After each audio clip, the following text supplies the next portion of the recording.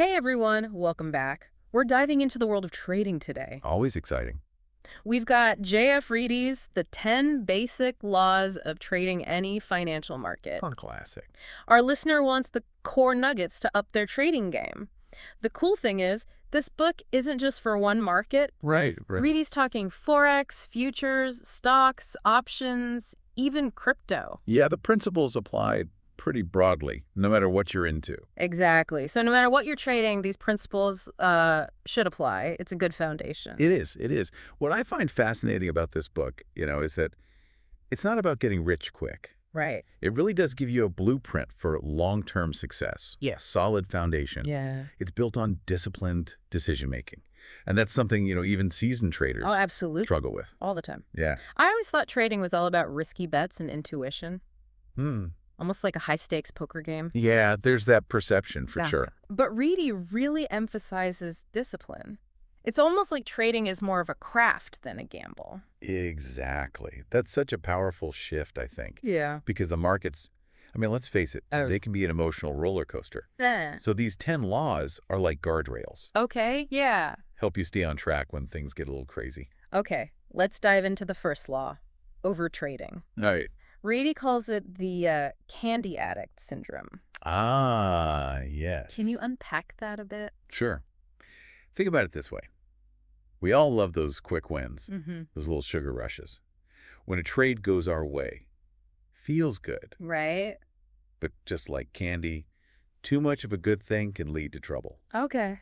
Big trouble. So it's about resisting the urge to chase every little market movement, right? Yeah. Not getting caught up in FOMO. Exactly. The fear of missing out. That's a big one.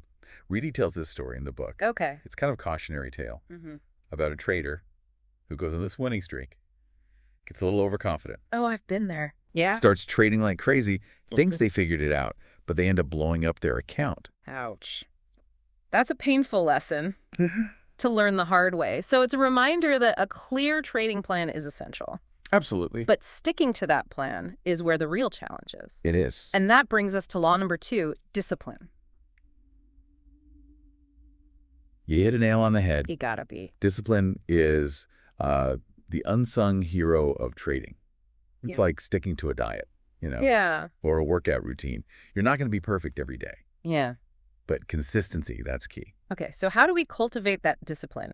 Because a lot of us, I think, know what we should be doing, Right. but actually doing it consistently, that's another story. Well, Reedy uses an analogy that really helped me. Yeah. He talks about it's like a pre-flight checklist for a pilot. Oh, Before you even enter a trade, you go to these criteria. What's my entry point? What's my stop loss? what's my profit target? I see. Exactly. That pre-trade ritual is part of building that discipline, I think. It takes you out of that reactive mode. Precisely. It's Yeah. about being proactive, strategic. So we've got a plan, we're being disciplined. Market throws a curveball, though. Law number 3, the protective stop. Yeah, yes. The trusty stop loss. It's like a seatbelt. Right. It is. And you know what? I think a lot of new traders, they hesitate to use stop loss orders Yeah.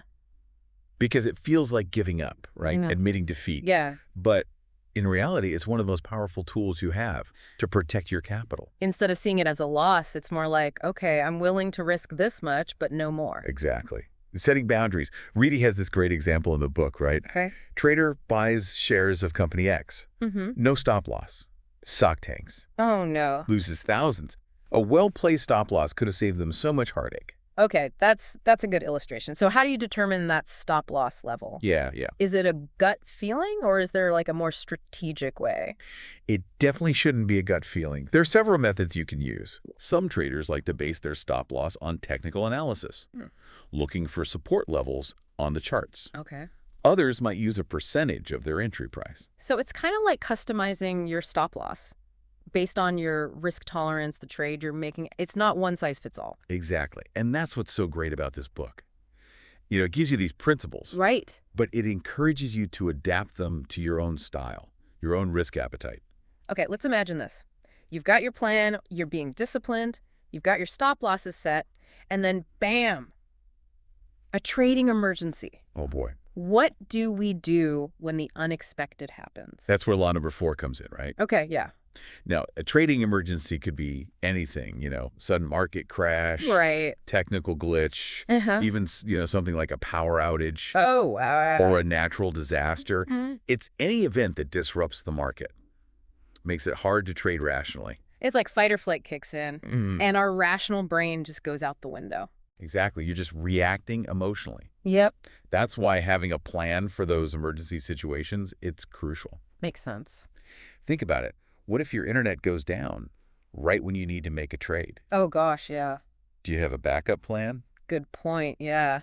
It's not just the big market events either. It's also about those smaller disruptions, Yeah. right? Yeah, those can really throw you off your game if you're not prepared. Exactly. Reedy even talks about the psychological impact of these emergencies. hmm He uses the COVID-19 crash as a prime example, right? Oh, yeah, wow. A lot of people just panicked, Of course. made impulsive decisions. And then lost. Ultimately, yeah, losses. No, it's like having a mental checklist for emergencies, in addition to our trading plan. Exactly. A plan for the unexpected. You never know what's going to happen. Right.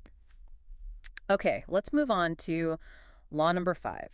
No gambling. What's the difference between informed trading and just rolling the dice? That's a fantastic question. And, I think that's a line that a lot of traders blur, sometimes without even realizing it. Right. Gambling is all about chance. Trading, on the other hand, should be based on knowledge, skill, a calculated edge. So it's about knowing the difference between a calculated risk and a blind bet, right? Like, putting money on your favorite sports team versus actually analyzing the odds, the player's stats. Precisely. One of the biggest red flags for gambling in trading is relying on hype and rumors. Right. It's so easy to get caught up in the excitement, especially with social media these days. Exactly. It just amplifies everything. Reedy tells a story, about a trader who bought this hot stock Uh-huh. just based on what they saw trending online. Oh, wow. No research, no analysis, just pure speculation. And of course, they lost money. It's got to be. So it's about having a strategy, doing your research, not getting caught up in hype. It's like that old saying, if it sounds too good to be true. It probably is. Right. Which brings us to a law that might be a little controversial, but I think it's incredibly powerful. The daily loss limit. Okay, I'm intrigued. Tell me more. This is like a stop loss, but for your whole trading day, actually. Exactly. You can. Even if you haven't hit your stop loss on individual trades, you've got this limit for how much you're willing to lose in a day. Yeah. Think of it as a circuit breaker Mm-hmm. for your emotions. Okay. I mean, we've all been there, right? You have a few losing trades in a row. You start chasing those losses, trying to get back to even. That gambler's mentality, you just keep throwing good money after bad. Yeah, that's exactly it. And that's where the daily loss limit comes in. It's a line in the sand. When you hit it, you walk away, no matter what. So it's about protecting yourself from yourself. Exactly. Because Yeah. in that emotional state, we're not making good decisions. Right. And Reedy gives an example of a trader who was having a really bad day. Mm-hmm. They hit their daily loss limit and forced themselves to stop. Mm. It was hard, but it saved them from more losses. And they came back the next day, clear head, ready to go. Exactly. A fresh start. It's about taking a break, stepping away from the screen when you need to. It makes a lot of sense. It's a built-in cooling off period. So how do we determine that daily loss limit? It really depends on your risk tolerance and your trading capital. Mm-hmm. A common approach is to set it as a percentage of your total trading account, Okay. like 1% or 2%, something you're comfortable with. So it's about finding a balance between being able to take some risks and not blowing up your account. Exactly. And this ties in directly with law number 7, position sizing. Oh, yeah. It's all about finding that sweet spot. No, it's not just what you trade, it's how much. Exactly. This one can be a little tricky, though. It can be It involves some math. a little bit, yeah. Calculations. But it's worth taking the time to understand. Reedy uses this great analogy here. Okay. He talks about building a house, right? Okay. You wouldn't start by building the roof first, would you? No, I guess not. You start with a solid foundation, then you build up from there. So position sizing is like that foundation. Precisely. Okay. So you start with a base level of risk you're comfortable with, and then you increase it gradually as you gain experience, confidence. Exactly. He even says, start with the beam on the ground. Okay. Begin with smaller positions. Mm-hmm. As your strategy proves itself, you can scale up. As you become more confident? Exactly.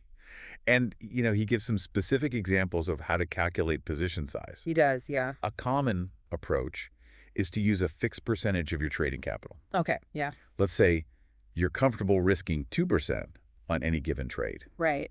You would then calculate your position size based on that percentage. Okay, so it's a way to standardize your risk across all the different trades you're making. Exactly. Keeps things consistent, Makes sense. manageable. All right, we're making progress, got our plan, we're disciplined, we've got our stop losses, a plan for emergencies, we're not gambling, and we're managing our position sizes. It's all coming together. Now, how do we make sure we actually stick to all of this? That's the million-dollar question, isn't it? Law number 8. Trade your plan. So simple, yet Yeah. so hard. It might seem obvious, Right. but this is where so many traders go wrong. Really? They spend all this time Right. crafting this elaborate trading plan, Uh-huh. and then the moment the market starts moving, Yeah. they throw it all out the window. They get emotional, they start second-guessing themselves, and they're suddenly making these decisions that have nothing to do with their plan. It's like they forget everything they learned, just pure emotion taking over. And that's why Reedy is so adamant about this point. He says, why would you even put your money at risk if you don't know what you're doing? Right. Having a plan, it gives you that clarity, that sense of direction, Yeah. even when things get a little crazy. So it's like having a roadmap for the market. It is. Yeah. It is. Tells you where you're going, how to get there, what to do if you hit a detour. Okay, we're almost there. Covered 8 laws so far. What's next? Law number 9. This one can be tough to swallow, even for seasoned traders. Oh, Don't add to a losing trade. it's counterintuitive, right? It is. You think, okay, if I buy more at a lower price, I can average down, Yeah. make up for those losses. But Reedy says that can be a slippery slope. It can. It can. He uses this really vivid analogy, Okay. It's like trying to save a sinking ship by adding more weight. Uh-huh. Instead of fixing the problem, you're just making it worse. That's a good one. Right. Okay, so if we're in a losing trade, what do we do? Just cut our losses, move on. Exactly. Accept the loss, learn from it, and then move on to the next opportunity. Don't get emotional. Right. Don't let your emotions lead you to double down on a bad bet. This reminds me of something you mentioned earlier about the difference between averaging down and dollar cost averaging. Oh, right. Can we talk about that for a second? Yeah, absolutely. So averaging down, that's a trading tactic. You buy more of an asset as the price falls, trying to lower your average cost. Mm-hmm. The problem is if the price keeps falling, you just keep losing more. It's like digging yourself a deeper hole. Exactly. Yeah. Dollar cost averaging, on the other hand, that's an investment strategy. You invest a fixed amount Okay. at regular intervals, no matter the price. So with dollar cost averaging, you're not trying to time the market. No, not at all. You're just buying consistently. Exactly. Over time, it helps you smooth out the volatility, and it could potentially lower your average cost in the long run. I see. Okay. So it's more passive. It is, yeah. Averaging down is more like an active tactic. Right. Okay, that's really helpful. It's important to understand the difference between those two approaches. It is. Use them appropriately, which leads perfectly into the final law, risk management. It feels like this is the foundation of everything we've been talking about. It is, absolutely. All these laws, all these principles we've been discussing, Yeah. they all feed into this one big idea, Mm-hmm. managing risk. Mm-hmm. Reedy reminds us, trading isn't about avoiding risk altogether, right? Right. It's about minimizing those potential losses so we can stay in the game for the long haul. It's about playing the long game. Having a plan for when things go wrong. Absolutely. Not if. And not just having a plan, Right. having the discipline to stick to it, even when your emotions are telling you to do something else. He gives some really practical examples, right? He does, yeah. Like those stop-loss orders, diversifying your portfolio, and of course doing your research before jumping into any trade. Yeah, all crucial. And he also talks about journaling. Journaling. Yeah. What's that got to do with risk management? Well, it's about tracking your trades. Mm-hmm. Your wins, your losses, your emotions. Oh, okay. You start to see patterns, both in the market and in yourself. So you can learn from your mistakes. Exactly. And then you can adjust your approach. Become a more disciplined, self-aware trader. That's the goal. Mm. What really struck me about this book is that it's not just about trading strategies. Okay. It's about developing a whole trading mindset. It sounds like he's saying trading is almost more of a mental game than anything else. I think he is. Yeah. And that's what makes this book so valuable. Mm-hmm. It gives you a framework for thinking about trading in a more holistic way. It's not about following some guru's secret formula. It's about developing your own skills, your own strategy, your own trading mindset. Exactly. It's about empowerment, Taking control of your own success. Okay, we've covered a lot here. We have. Let's shift gears a bit. Talk about some takeaways for our listeners. If they could only walk away with 3 key insights from this whole conversation, what would they be? Oh, that's a good one. What are the top 3? Number 1, I'd say trading is a skill. You can learn it. You can master it. Okay. It's not just about luck. It's not about intuition. Okay. It takes dedication, discipline, Yeah, and a willingness to learn. that's a great start. What else? Number 2, always have a plan and trade your plan. Don't let emotions, or market noise throw you off course. Stick to your guns. Stick to your guns. That's a good way to put it. What's the third one? Number 3, never stop learning. The markets are constantly changing, Yeah. so you got to change with them. Stay curious, stay informed, keep refining your skills. It's like that old saying, the only constant is change. It's so true, especially in trading. Yeah. So if you're listening and you're feeling a little overwhelmed by all this, remember, it's a journey, not a destination. Take it one step at a time. Yeah. Focus on the fundamentals. Don't be afraid to make mistakes. Mistakes are part of the process. That's how we learn. And remember, Reedy's book is a fantastic resource for anyone, really looking to deepen their understanding. It is, yeah. Develop a more strategic, disciplined approach. It's full of insights, examples, practical advice. Yeah, definitely check it out if you haven't already. For sure. Okay, we've covered a lot in this deep dive. We have. Let's take a minute, just reflect on everything, and then we'll wrap things up. It's amazing how interconnected these 10 laws are. They really are. They all build on each other. Like, they create this framework for trading. A blueprint for success. One thing that really stands out to me, though, is the psychology of it all. Reedy even says, only 20% of trading success is the mechanics. Yeah, the technical analysis, the charts, the indicators. The other 80% is mindset, emotional control. It's huge. That's a huge chunk. It is, and I think he does a great job of addressing the mental game in this book. He does, yeah. Acknowledging that we're all human, we all have emotions, and they can really mess with our trading. If we let them. But he doesn't just talk about the problem, right? He gives you solutions. He does. He gives you strategies to manage those emotions. Okay, yeah. Ways to develop that strong trading mindset. Like, for example, when it comes to market volatility. I mean, that's a big one. Oh, yeah. Huge. Yeah, it can really trigger those emotional reactions. Fear and greed. It'll get you every time. He emphasizes the importance of research and analysis. Right. Knowing what you're doing, understanding the markets. Having a plan, having those guardrails in place. So important. It's easier said than done, though, right? To stick to that plan, especially when you're watching your portfolio go up and down. It is, it is. But you know what? Having that plan can help you avoid those impulsive decisions. The ones driven by fear or greed. Yeah, those are the worst. Yeah. You're not thinking clearly. I'm curious what he says about information overload. I mean, there's so much data out there. There is. It can be overwhelming. How do you know what to focus on? Right. Reedy talks about this. He says it's important to be selective. Okay. Choose your sources carefully. What are some examples of good sources? Well, he suggests reputable publications, industry experts, experienced mentors, people who have a track record of success. Finding those mentors is huge. I mean, you don't have to do this alone, right? No, not at all. Surround yourself with people who can guide you. Reedy also has a whole section in the book for new traders, right? Yeah, he does. What kind of advice does he offer for those just starting out? He really emphasizes education. Okay. Starting with a demo account, so you can practice, get a feel for the market. Without risking real money? Exactly. And he stresses the importance of developing a trading plan, even if it's just a basic one.